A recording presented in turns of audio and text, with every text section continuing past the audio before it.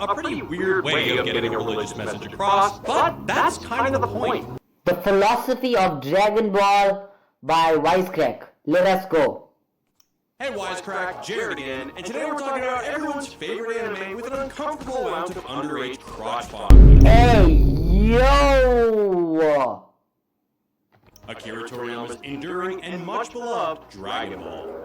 While Dragon Ball may appear to be little more than a run-of-the-mill adventure show for kids, the series and its spin-offs actually have roots in some pretty hefty philosophical material. Many fans are aware that in creating the earliest episodes of Dragon Ball, Toriyama drew inspiration from a 500-year-old Chinese classic, Journey to the West. Yo, I didn't know it actually took inspiration from Journey to the West. I thought, you see guys, I thought other anime took inspiration from Dragon Ball. I thought Dragon Ball was like our original piece. I didn't know it took inspiration from anything. Well, that's my stupid brain. Anyway, of course, everything has to take inspiration from another thing. That's how life is, and life will always be that way. Superficial similarities are easy to spot. Both feature a group of 4 adventurers in search of powerful magical objects, among them a monkey-like creature with a magic staff, a horny piggish-looking fellow, etc. Often overlooked, however, is the fact that Dragon Ball, much like Journey to the West, can be read as an explicitly Buddhist allegory. Indeed, Wait, so they're basically both similar. Wow, I did not expect that. I did not expect that, guys. Show that many of us watched in our underwear on Saturday mornings while wolfing down Cookie Crisp offers a surprising take on fundamental elements of Buddhist doctrine. Welcome to this Wisecrack edition on the philosophy of Dragon Ball. And note to the diehard fans keeping score at home, since a full discussion of the extended Dragon Ball universe would take quite a while, today we'll focus mainly on the episodes of the original anime most heavily influenced by Journey to the West, the 13 episodes comprising the Emperor Pilaf saga. But first, a quick refresher. Dragon Ball follows Goku, a young boy with a monkey tail and yeah, we know. Should I skip this guy? I'm skipping. and Bulma. They're in a race against time to yeah, you all know this. They just go to collect the Dragon Balls, basically. Dragon Ball. The world's most powerful pair of ultra Journey to the West follows Tripitaka, a Buddhist monk and his 3 disciples, Monkey, Pigsy, and Sandy, on their quest to locate and bring back sacred Buddhist scrolls to the Chinese court. When the pilgrims arrive at the Buddhist paradise, the scrolls they receive turn out to be completely blank. While Journey to the West involves characters searching for a magical object, there's more to it than your basic annoying fetch quest. The novel is often read as a Buddhist allegory, one concerned with spiritual enlightenment. The characters move from a place of ignorance to one of insight as they get closer to their destination. Surprisingly enough, wow, it's actually interesting to know that Dragon Ball actually took inspiration from a philosophical book. I would say Dragon Ball does have philosophy, but just that people undermine the philosophy of Dragon Ball. Yeah, so basically, that's what they do. They don't acknowledge the philosophy of Dragon Ball, they just undermine it. the same applies to Dragon Ball. Both Dragon Ball and Journey to the West have their philosophical grounding in Mahayana Buddhism. To vastly oversimplify, the Mahayana approach to Buddhism is distinguished from the earlier Theravada. Really, like when I first saw Dragon Ball, I didn't know it had philosophy that much. I was also undermining Dragon Ball's philosophy. I did not acknowledge it up until now. So I'm one of them who undermined Dragon Ball's philosophy. I did enjoy Dragon Ball though. That's what I would say. School placed emphasis on the collective enlightenment of all sentient beings in the universe, rather than that of any one individual. Accordingly, Dragon Ball puts a premium on acts of compassion and on the growth of the group as a whole. When the heroes of Dragon Ball put others first, they advance in their quest. When they act selfishly and refuse to see things from others' point of view, their progress is delayed. In the second episode, Goku and Bulma encounter a beach turtle who explains that he's lost. I wish there was a way we could help you. Yeah. Hey, I know. Would you like me to carry you to the sea, Mr. Turtle? While Goku wants to put their journey on hold in order to help the turtle, Bulma wants to get right back to her quest to find the Dragon Balls. We're on an adventure. We don't have time to transport a beach turtle, okay? However, Goku's act of compassion unexpectedly turns out to be the most direct route to the next Dragon Ball. Enter Master Roshi, hermit and pervert extraordinaire. Roshi is grateful to Goku for returning the turtle to the sea. Refreshed my memory. Actually refreshed my memory of that scene and the episode. It was so well written, especially what I would say about that episode, very entertaining and also very well written. That's the first time we met Kame Seinen. Very well written. Enjoyed that episode. And gives Goku his iconic flying Nimbus cloud as a reward. He also happens to own a Oh yeah, I remember. Kinta-hun. Am I saying it right? Kinta-hun. Dragon Ball, which he's willing to give to Bulma in exchange for, well... Hey, yo, chill. It's a weird show, guys. The ethical implications of trading peep shows for magical jewelry aside, the fact remains that Bulma and Goku find the Dragon Ball because Goku is willing to delay his own gratification in order to help out a fellow being in need. So aren't you glad we decided to help the turtle now? It paid off. I sure am. You are so right. You know, now that I think about it, as the series goes on, Goku spends a lot of time dragging around his useless friends while doing all the work. Yeah, I'm looking at you, Krillin. What I do? If that ain't compassion, I'm not sure what is. This correlation between ethical behavior and speed of progress is lifted straight from Journey to the West, in which a lack of compassion on part of the pilgrims causes delays that can only be resolved through compassion and understanding. Monkey often gets in fights with monsters, only to realize that those monsters were supposed to help him. Both Pigsy and Sandy start out as... I wonder what Journey to the West took inspiration from. Since Dragon Ball took inspiration from that, I wonder what that took inspiration from. Basically. Only to eventually become allies. This goes part of the way toward explaining early Dragon Ball's unexpected attitude toward violence. For a franchise that would eventually go on to feature scenes such as this,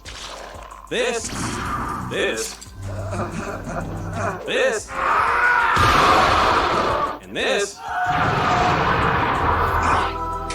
Dragon Ball in its earliest episodes has a surprising lack of violence. Like Journey to the West, the show is preoccupied with a particular Buddhist conception of non-violence. Violence is not universally wrong so much as it is cumbersome. To some degree, it does get in the way of insight. Conversely, compassion facilitates spiritual progress. This understanding of violence as road... No, actually, late Dragon Ball is actually...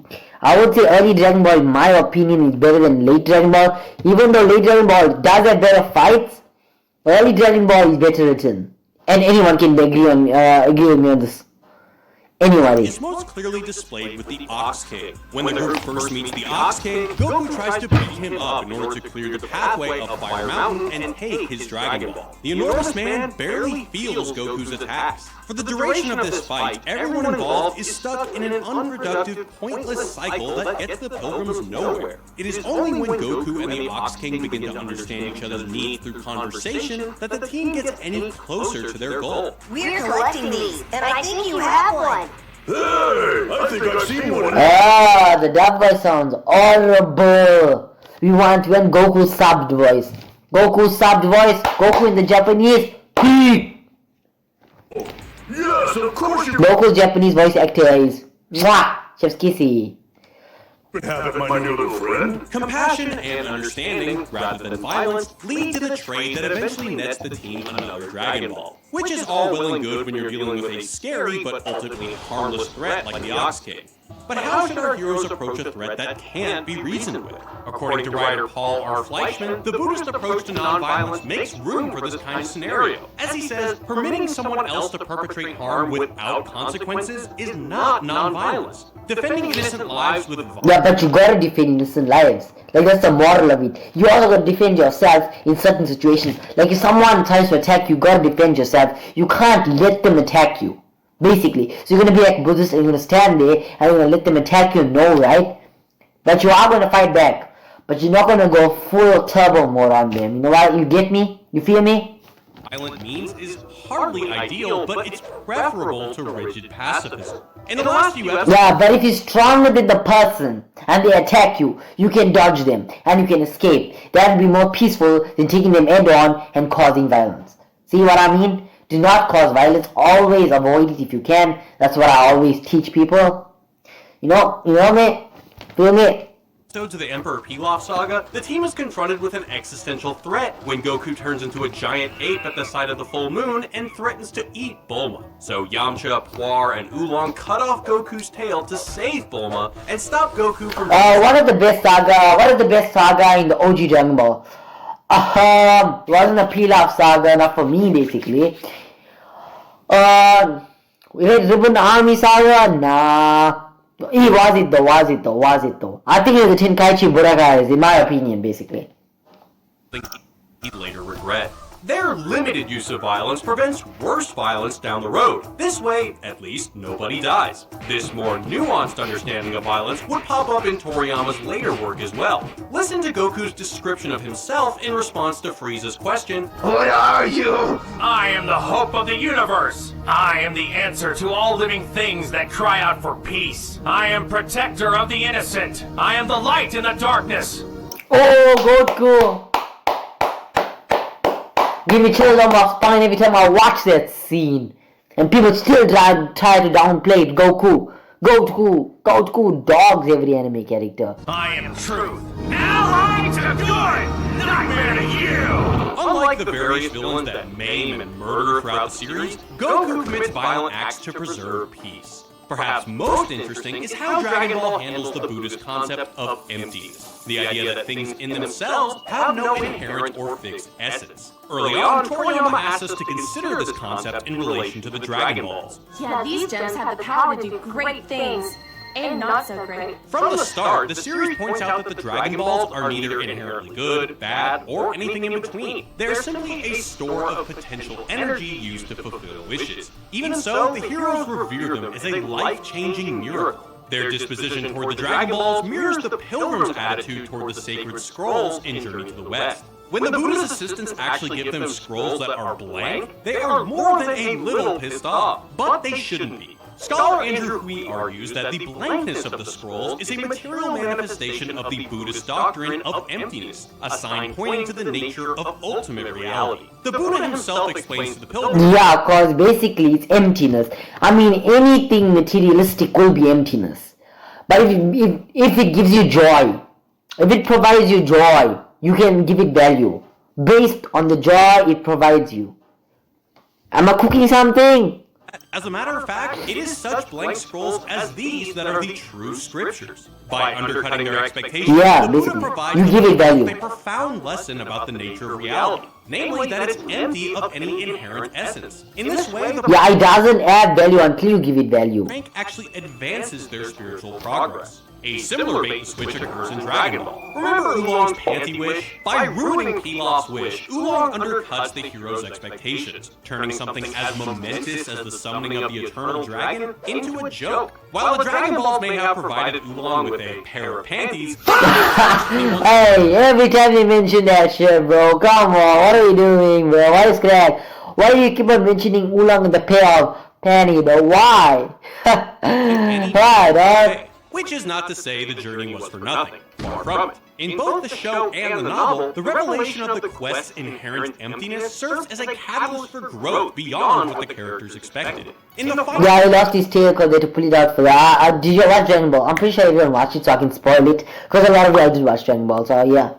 Of Journey to the West, the Pilgrims are made into high-ranking members of the Buddha's paradise, while the heroes of Dragon Ball gain insight into the true scope of their various problems, which turn out to be not as terrible or permanent as they thought. Bulma and Yamcha plan to use the Dragon Balls to find a boyfriend and cure social anxiety, respectively, but after Oolong... Why you show that scene, wisecrack?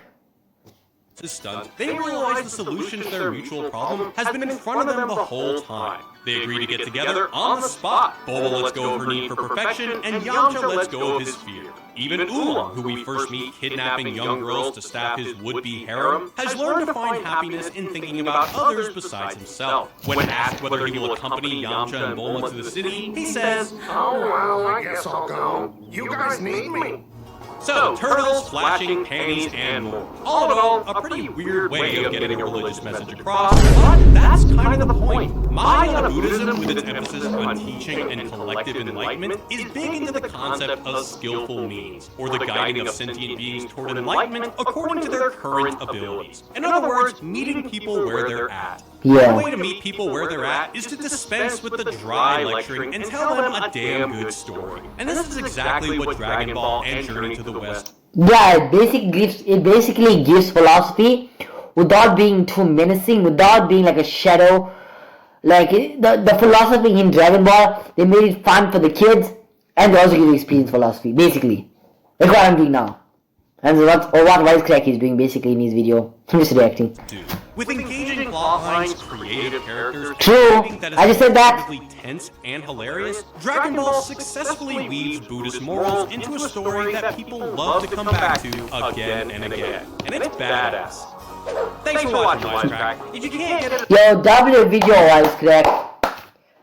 W video, man. The W video, man. Everyone sub up to Wisecrack and sub to my channel. Like and sub if you enjoyed this video. I'll see you in my next philosophy anime video. Until then, peace out.